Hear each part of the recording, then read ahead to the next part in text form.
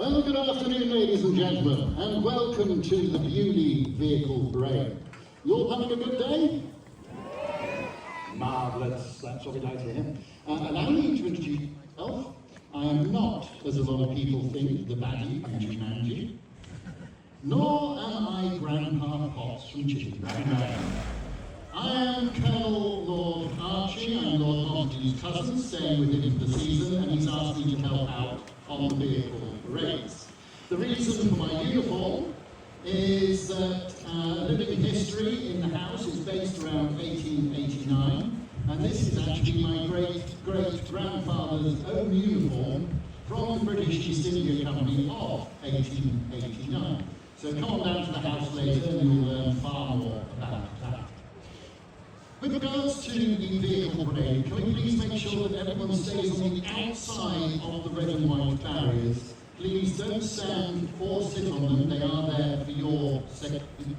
I've seen these guys driving, you haven't. So make sure that you are nice and safe. Thank you very much. At the end of the parade, we will drop the barriers and you'll be able to come in and have a much closer look at all the vehicles. I'm sorry you can't get in them, I know, pity, but they are all museum exhibits. Now, if you're here for things like engine sizes, engine blocks, floorboard, carburetors, anything like that, you're in so much the wrong place.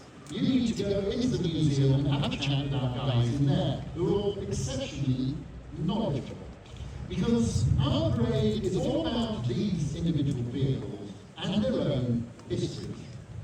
So we'll start off with a vehicle very much keeping myself a military vehicle.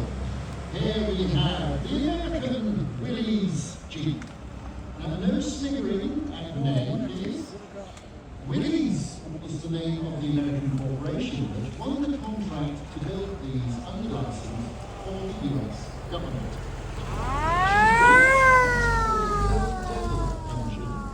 It will take her up to 60 miles per hour, but with no seat belts, doors or bars, 60 miles per hour in this will put the Willys up anyway.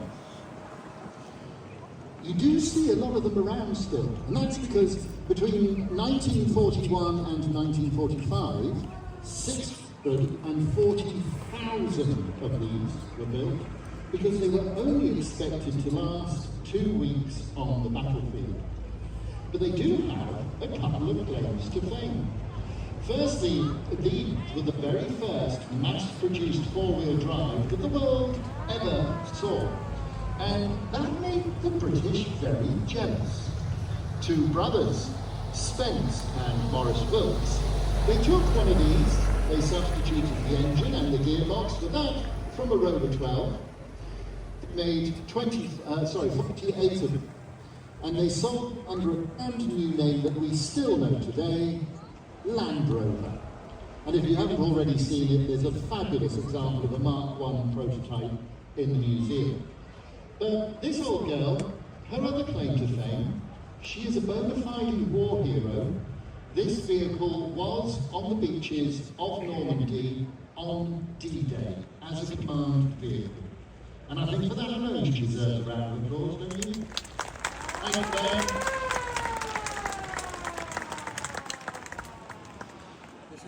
This is a great little car, this one.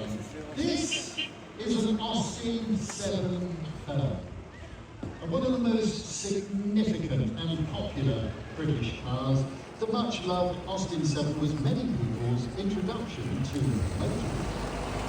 First introduced in 1922, the mass-produced baby Austin combined big car features with a small car price, making other small cars virtually obsolete overnight. Now, when they first came out, they were called 7s because they all had a 700cc engine. By 1936, that had been revised to 750cc, giving 10 to 17 horsepower and a top speed of 50 to 60 miles per hour. This particular little girl is from 1938. She's got a very low original mileage of just 49,000 miles. She's owned personally by Lord Montague. He was bought for her by his by his father, who purchased it from the original owner in England. And of course, with all the roads on the estate, he was free to practice it until the age of 14. A little later, his sister, Mary, and later still, his younger brother, Jonathan, also all learnt to drive in this car. And as a very precious memento of the family's driving history, she's kept in the private garages of Palace House, and I bring her up each day for the parade. But a fabulous vehicle, and it's great to see her going around. Thank you very much, Vicky. Over to you, Ben, with the non-starting Morris 8. There you go, old boy. Yes, good afternoon, everybody. I hope you're enjoying the parade so far. The Morris 8 we might be talking about rather than actually seeing it moving around, but it's still a very interesting car. Sandy is currently waving from the Morris 8. So we've got lots of people to push it around. That's, we'll work them all in. Yeah. Now, what makes this particular Morris 8 interesting is it doesn't work. I thought it was about to start, I got excited. Oh, you were an optimist. Yes, I am. So, this car combines aspects of what we've just been talking about. Second World War history and mass-produced small family cars. Now, how do we know that this one is related to the Second World War? There are some clues on it. If you don't know your history, when war breaks out in 1939, London and other major cities in the UK go into blackout. This means as few lights as possible. This includes street lights. Now, I don't know if you can hear, but this sounds very promising. Well, it started. I don't need anything. Big round of applause for Mitch for getting the Morris started. There we go. So, the city's gone into blackout. Cars, of course, have headlights on, so you can see where you're going. As the Morris 8 comes round, have a look at the headlights on the front. One of them is completely blacked out. The other one has what's called a diffuser on it. This scatters the light, letting some through, but not very much. So let's think that through, shall we? It's night time in a city where all the lights are off, and we've just essentially blacked out the two headlights on a moving vehicle. In 1939, the surgeons suggested that the Germans were able to kill 600 British citizens a month without a single Luftwaffe plane taking off. So, in a bid to make these cars slightly more visible, as she comes round, look at the side, you will notice a white stripe along the bottom of the body. This is in an attempt to make this car more visible at night time with no lights. On a beautiful day like today, though, she's glinting and gleaming in the sun as she makes her way around, as we all knew she definitely would. Ladies and gentlemen, round of applause for Sandy and the Morris 8. Thank you, Ben. I'm sure most of you will recognise this little yellow peril if this one starts as well. It's going so well today. That's it, give him a push start. Go on.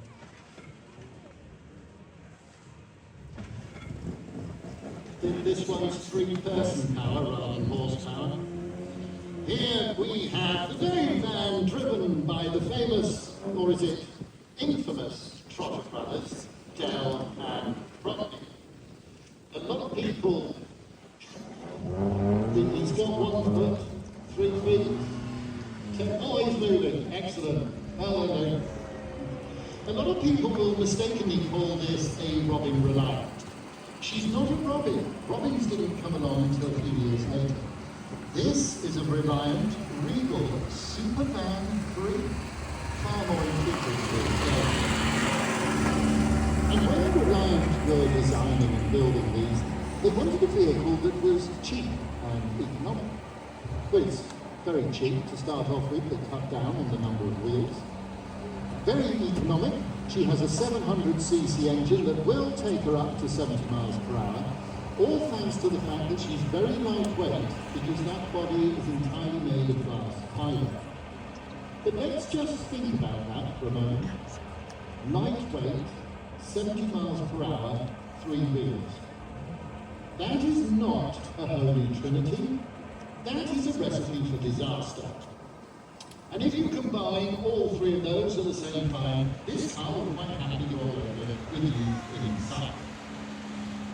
Only Horse and Horses ran from 1981 to 2003, 64 episodes in total, and throughout the entire history of filming, there was only ever 3 band used.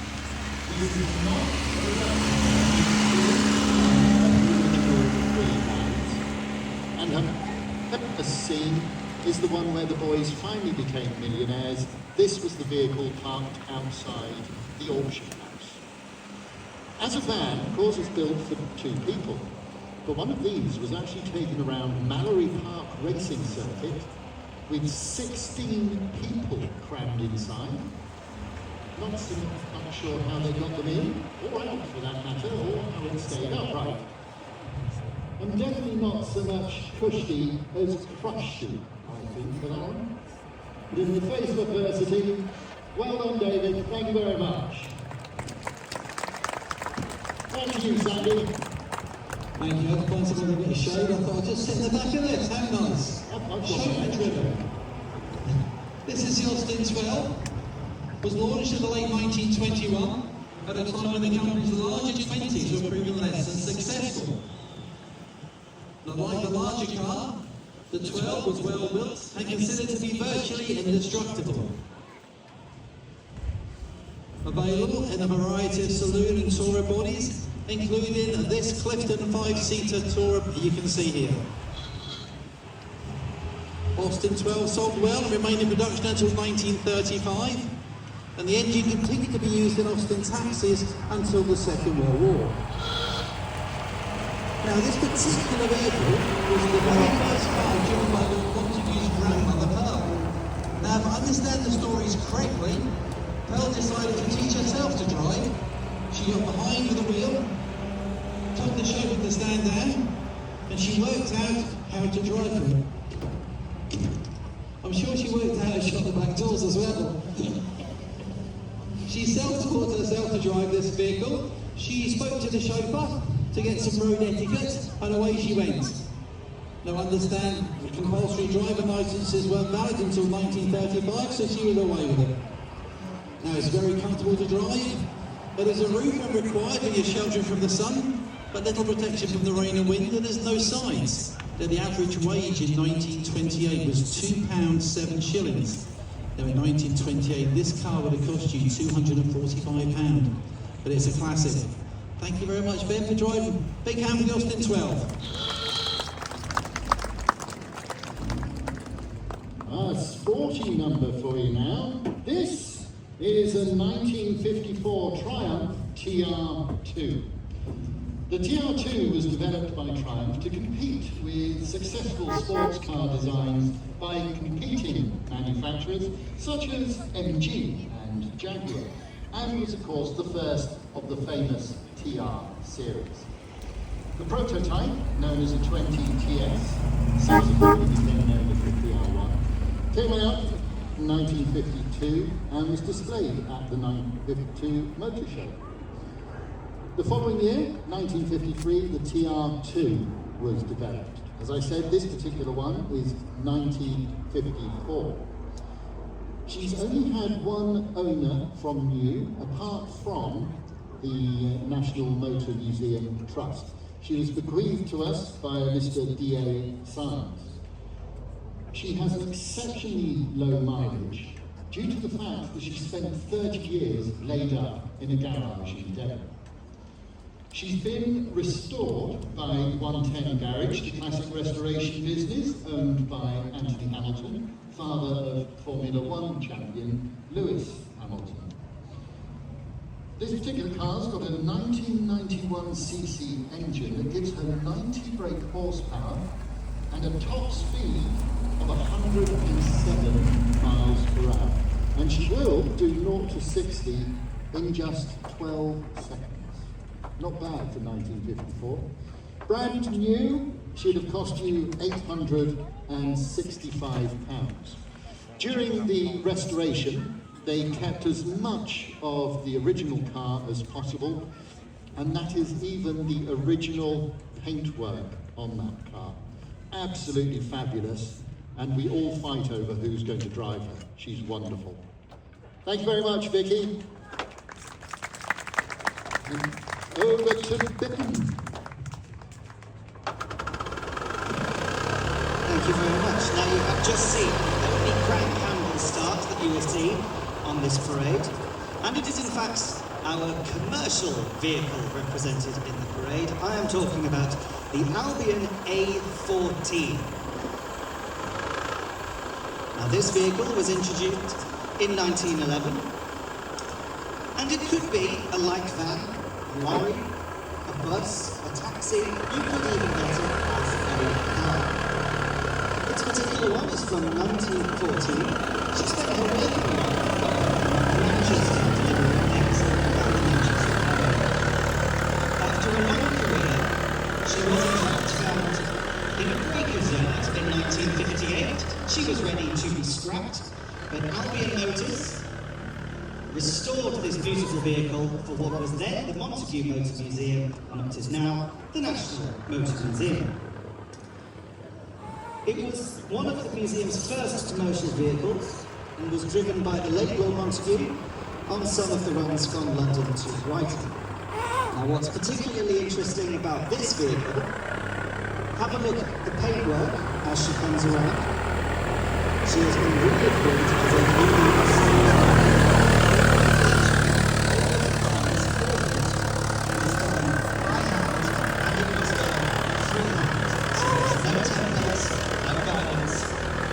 truly remarkable for the paintwork. The other thing to bear in mind when you're driving this particular vehicle is that she is the only one left of her kind. So it's very important that she doesn't get broken, which makes the pedal arrangement all the more challenging, because in most modern vehicles it goes accelerator, brake, clutch. This one goes brake, accelerator, clutch. And if there's two pedals you don't want to get mixed up, it's go faster and stop in the only vehicle of its kind left. Big round of applause for Sandy in the Albion.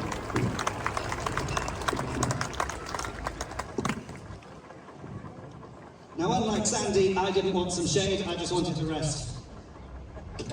On you go, Vicky. We're back in movie territory with this one. I'm currently a passenger in Mr. Toad's car, ladies and gentlemen, from Wind in the Willows. Give us a boop boop. So this film is released in 1996, and Mr. Toad was played by the late, much missed, legendary Monty Python actor Terry Jones. And this car may look like it is from 1910. Underneath this car, believe it or not, is a Land Rover. That's correct. Underneath this car is the chassis and the engine of a Land Rover. It was designed to replicate a Hotchkiss, which is a car from 1910. So if you said anywhere in the 1910s, well done, have yourself a point. So as a result, some of the things on here are a little bit magic of cinema, movie magic. The bonnet, for example, looks like it's hinged and opens incredibly easily. Takes 4 people to lift the bonnet off this car, so unless we absolutely have to, we tend not to bother. Now, Mr. Toad, of course, is renowned for being a somewhat exuberant driver, and you're being very restrained, Vicky, I have to say, well done. But importantly, he never got a single speed, careful, calm yourself.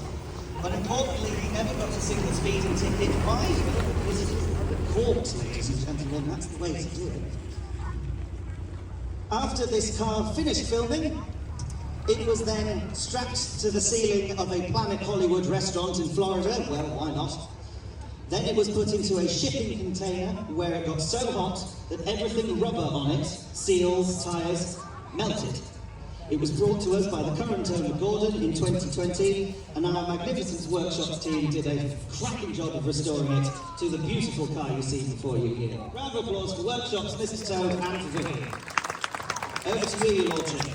Thank you very much, Ben. This next vehicle always makes me chuckle when she drives towards me, literally because of her sheer size. 6 of these very distinctive vehicles were built between 1972 and 1974 to promote outspan oranges. This was one of the first, built in 1972. They were all constructed by Brown Waite Enterprises Limited and all incorporate components from the popular Mini. 5 of them in France and Germany, whilst one was shipped all the way to South Africa, which is the home of outspan orange. There you are, Ben. Here's your next one. Now, surprisingly, for an orange, she's actually incredibly manoeuvrable. She has a turning circle of just 16.5 feet, a minute wheelbase of just 48 inches, an automatic gearbox, 1-litre engine that will take her up to 30 miles per hour. But unlike most cars, in the back of this vehicle, under the floorboards, is a 200-pound slab of concrete. It's the only thing that keeps it upright. Without that concrete, from a standstill, if you attempted to accelerate, the car would roll over backwards. Without that concrete, if you attempted, as you see, stop, that car will roll over forwards. Without that concrete, if you attempt to corner too quickly, what do you think happens? She rolls over sideways, yeah. Just adds to her charm, really.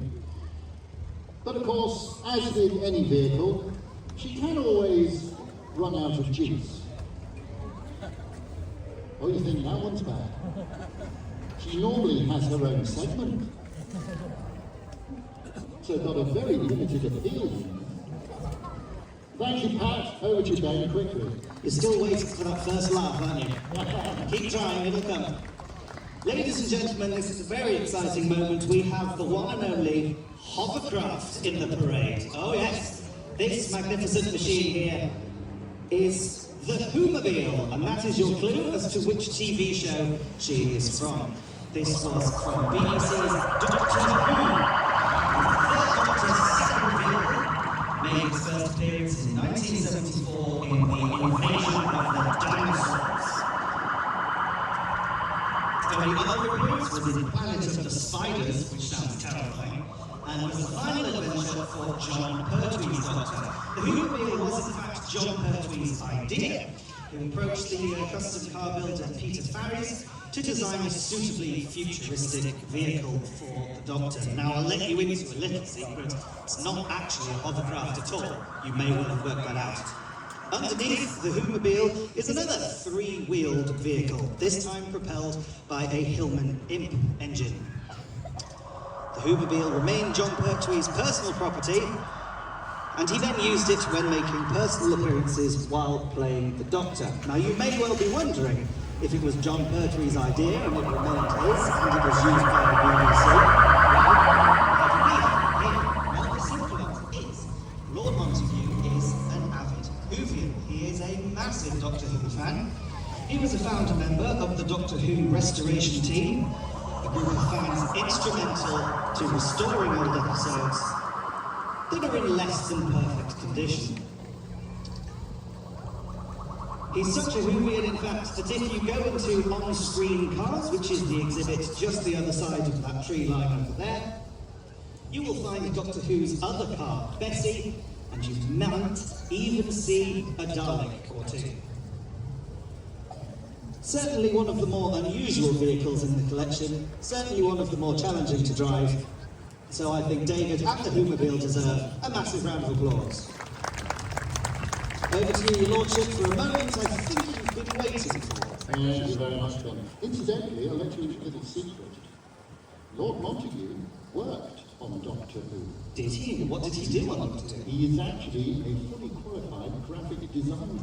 Well, And I've worked learned on something, Doctor ladies and Who. gentlemen. Look at He that. loved it. Absolutely loved it. Right, our final vehicle for you is quite possibly the most famous film car of them all. Shout out if you know her name. Yes, that's right. She's of course the one and the only Chitty Chitty Bang Bang. Well, I say one and only. You'd be forgiven for being confused as to why there's one driving around the arena and there's also one in the museum. Well, for the film, and just to make some of you feel really old, that came out in 1968. For the film, there were 6 road cars produced. The one in the museum was the hovercraft in the film. Although you can't touch it, many parts of it are actually polystyrene to make her light enough to sit on the hovercraft skirts. A little later, when she came to us, an engine was put inside and the wings underneath. At the beginning of the film, Chitty Bang Bang is a racing car that crashes and catches fire. That's the vehicle you see driving around in front of you now. She appears in the scrapyard with the children of Professor Fox climbing all over her there. Again, that is this vehicle. At the end of filming, she'd actually been completely dismantled. Her current owner found her, purchased her, meticulously researched and found all of her original components and had them all put back onto the original chassis. So although she was in the film, not as you see her driving around now. The other chitties are all still in existence.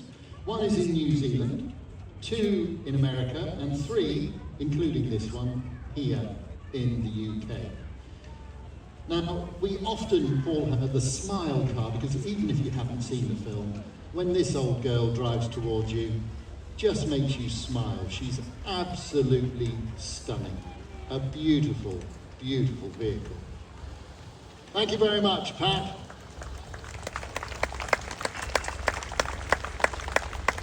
Well, thank you very much, ladies and gentlemen. That has been the vehicle parade.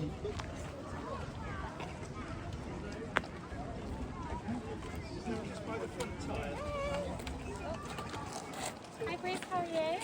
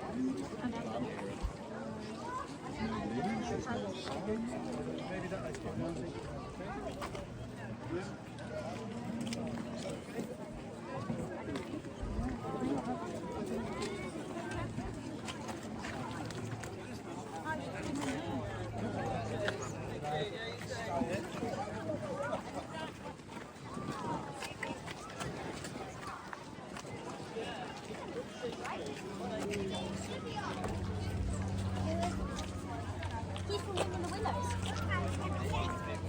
Who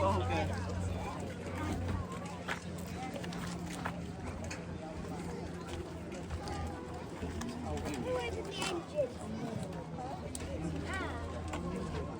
No, underneath. There's something clean up there. You might see the engine. It'll say the principle when it's right.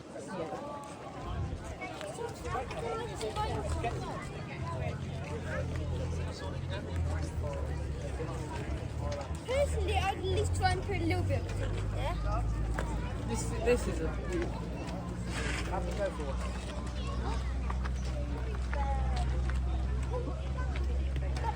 You've got the orange one?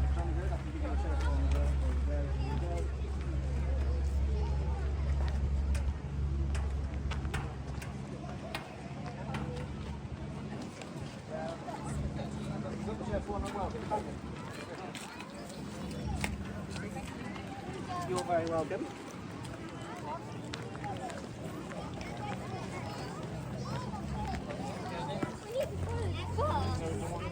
I need to have a number 1. Yeah, I did. Now I need to go again.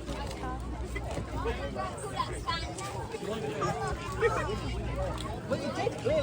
couldn't give it to anyone else.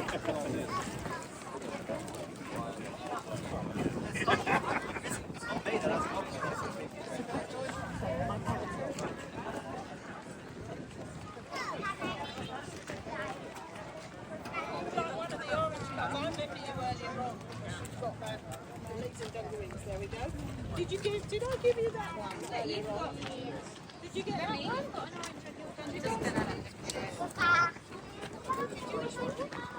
Look on the inside.